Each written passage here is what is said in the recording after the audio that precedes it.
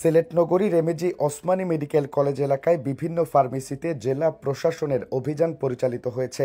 এ সময় drugs act ও trade লাইসেন্সের শর্ত লঙ্ঘন, মেয়াদ উত্তীর্ণ ঔষধ বিক্রি, সঠিক তাপমাত্রায় ঔষধ সংরক্ষণ না করার দায়ে ৩টি প্রতিষ্ঠান থেকে ৬৩,০০০ টাকা জরিমানা আদায় করা হয়েছে। সোমবার বেলা ৩টার দিকে Sylhet MAG Osmani medical college road ও আশেপাশের এলাকাগুলোতে এই অভিযান পরিচালনা করা হয়। জানা যায়, ড্রাগস অ্যাক্ট ও ট্রেড লাইসেন্সের শর্ত লঙ্ঘন, মেয়াদ উত্তীর্ণ ঔষধ বিক্রি এবং বিভিন্ন কারণে সিলেট মেডিকেলকে ৫০,০০০, শেফালি ফার্মেসিকে ১০,০০০ এবং অন্য আরেকটি ফার্মেসিকে ৩,০০০ টাকা জরিমানা করা হয়। সর্বমোট ৬৩,০০০ টাকা জরিমানা করা হয়েছে। এ সময় বেশ কিছু মেয়াদ উত্তীর্ণ ঔষধ জব্দ করা হয়। জেলা প্রশাসনের আদেশে এই মেয়াদ উত্তীর্ণ ঔষধগুলো ওষুধ প্রশাসন অধিদপ্তরের কাছে হস্তান্তর করা হয়। অভিযানকালে নেতৃত্ব দেন সিলেট জেলা প্রশাসক কার্যালয়ের নির্বাহী ম্যাজিস্ট্রেট মোহাম্মদ পারভেজ। এ সময় ওষুধ প্রশাসনের কর্মকর্তা এবং পুলিশ সদস্যরা উপস্থিত ছিলেন।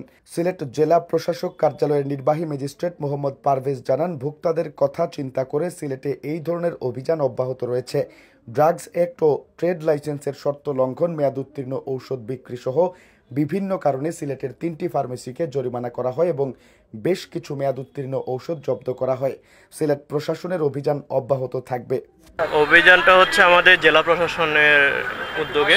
আমরা হচ্ছে এখানে যে ফার্মেসিগুলো আছে সেগুলোতে আমরা দেখেছি যে কোনো অনিয়ম আছে কিনা, এবং আমরা দেখে বেশ কয়েকটি দোকানে আমরা হচ্ছে যে মেয়াদ উত্তীর্ণ ওষুধ পেয়েছি এবং সেগুলোকে আমরা মোবাইল কোর্টের আওতায় এনে আমরা তাদেরকে অর্থদণ্ড প্রদান করেছি।